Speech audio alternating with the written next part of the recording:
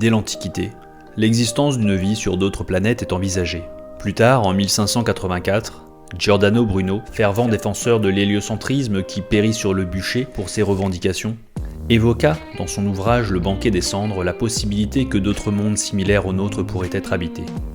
Aujourd'hui, ce sont des milliers d'exoplanètes qui ont été découvertes, mais pas une seule ne ressemble à la Terre. Nous pouvons légitimement nous demander ce qui fait que notre planète soit si particulière.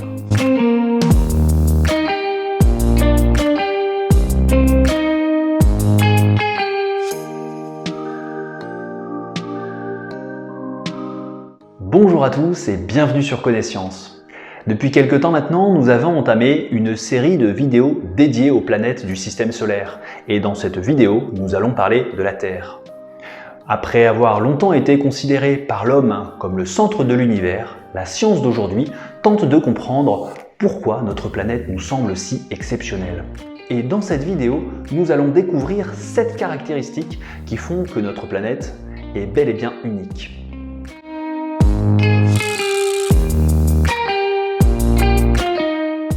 Pour rappel, notre planète est une planète dite rocheuse.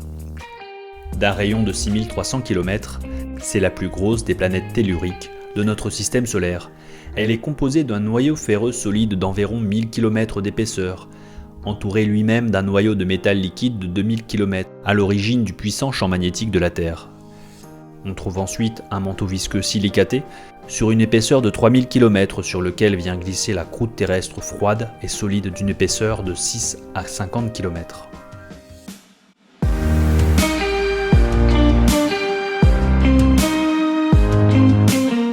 La Terre est la seule planète connue de notre système solaire qui connaît une tectonique des plaques.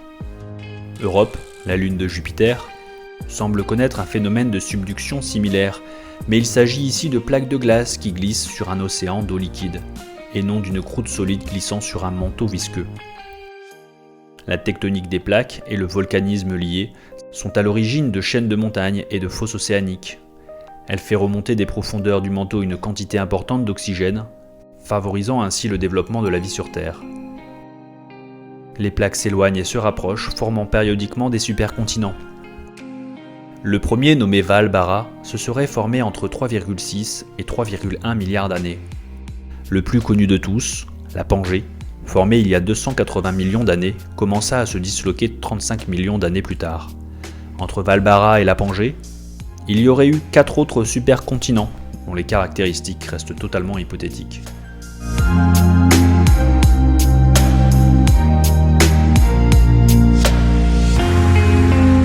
Nous avons vu dans une précédente vidéo que la Lune était née de l'impact d'une protoplanète de la taille de Mars nommée Theia, très tôt dans l'histoire de la Terre. L'impact fut si important qu'il arracha la croûte terrestre riche en eau, ainsi qu'une partie du manteau. Lorsque les débris se sont agglomérés, une partie de l'eau présente dans la croûte s'est retrouvée incorporée dans le manteau, le rendant visqueux, et c'est grâce à la viscosité du manteau que la tectonique des plaques a été rendue possible. La présence de la Lune a également comme conséquence de stabiliser l'inclinaison de la Terre, et ainsi de stabiliser ses saisons et son climat.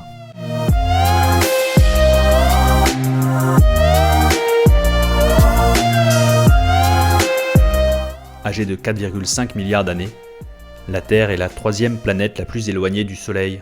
Elle se situe à une distance moyenne de 150 millions de kilomètres de celui-ci et se trouve dans ce que l'on appelle la zone habitable.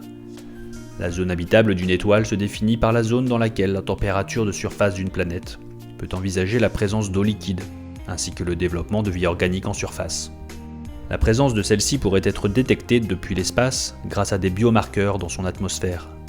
L'exploration du système solaire et notamment de Mars ou des lunes glacées de Jupiter nous permet également d'envisager que la Lune pourrait se développer en dehors de la zone habitable, en profondeur, là où les conditions de pression et de température permettent la présence d'eau liquide.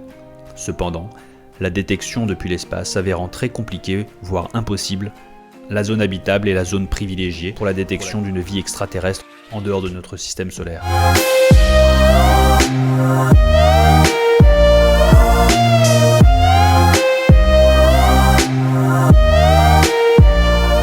La Terre est recouverte d'eau liquide à 70%, et les scientifiques se posent toujours la question de son origine. Aujourd'hui, 2 scénarios sont privilégiés. Le premier suppose que les molécules d'eau étaient présentes dans le disque protoplanétaire à l'origine du système solaire. Elles auraient été piégées au cœur des poussières qui, lors de l'accrétion des planètes, auraient libéré cette eau sous la pression des protoplanètes, à l'image d'une éponge que l'on presse. L'eau se serait alors retrouvée en surface, formant ainsi les océans. Le deuxième scénario met en jeu les astéroïdes et les comètes provenant des confins du système solaire que l'on sait riches en eau. Les impacts étant très nombreux au début de l'histoire du système solaire, l'apport en eau par les comètes n'a sûrement pas été négligeable.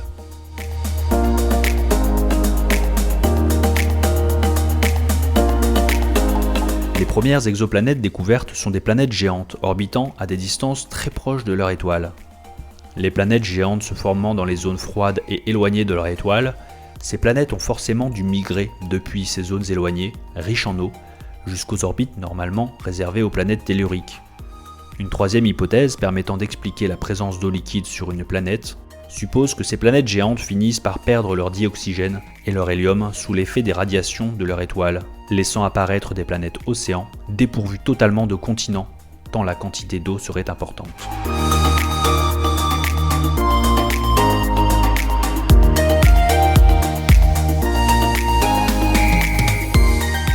La présence d'eau liquide en surface de la Terre est permise par sa distance au Soleil, mais également par la présence d'une atmosphère. D'une épaisseur de plusieurs centaines de kilomètres, 99% de sa masse est cependant concentrée dans les 50 premiers kilomètres. La Station spatiale internationale évolue, elle, dans la thermosphère, à une distance de 400 km. Bien que ténue, l'atmosphère terrestre est bien présente à cette altitude, et la station doit régulièrement effectuer des corrections de trajectoire pour compenser les frottements avec la haute atmosphère.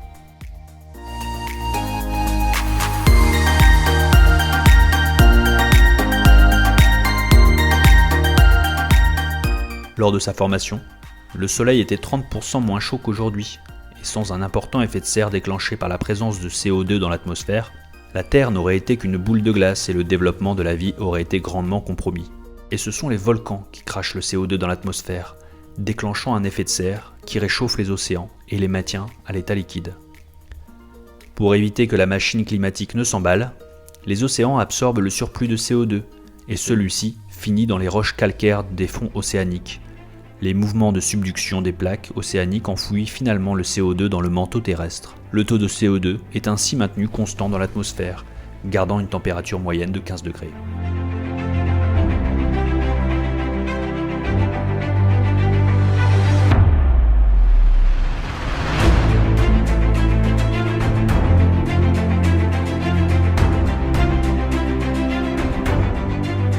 Avoir une atmosphère est une chose, mais savoir la protéger des vents solaires en est une autre. Le bouclier naturel de la Terre est son important champ magnétique, activé par les mouvements de son noyau liquide. Celui de notre voisine, Mars, plus petite, s'est refroidi rapidement après sa formation, arrêtant prématurément la dynamo interne à l'origine de son champ magnétique protecteur. Dépourvu de son bouclier, Mars a vu son atmosphère soufflée par les vents solaires, et par la même occasion, disparaître ses océans, laissant place aux déserts glacés connus aujourd'hui du grand public.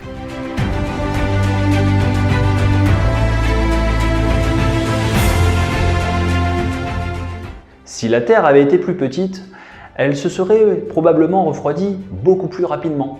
Son champ magnétique aurait alors rapidement disparu, l'atmosphère se serait probablement dispersée dans l'atmosphère, et la présence d'eau liquide n'aurait pas été possible. Si elle avait été plus proche du Soleil, les océans se seraient probablement évaporés rapidement. En revanche, si elle avait été un petit peu plus éloignée du Soleil, elle ressemblerait probablement aujourd'hui à une grosse boule de neige.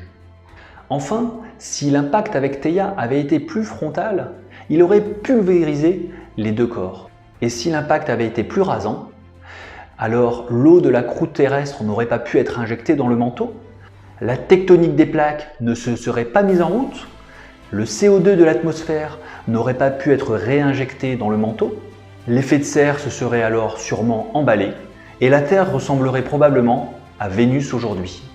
La prochaine génération de télescopes spatiaux, et notamment le James Webb Space Telescope, permettra la découverte d'exoplanètes toujours plus nombreuses. Et qui sait, une planète avec des caractéristiques similaires à celles de la Terre en fera peut-être partie. Merci d'avoir regardé cette vidéo jusqu'à la fin. Encore une fois, n'oubliez pas de vous abonner à la chaîne et d'appuyer sur la petite cloche pour être notifié des prochaines vidéos. Je vous dis à très bientôt et surtout, Continuez à apprendre et à vivre vos passions.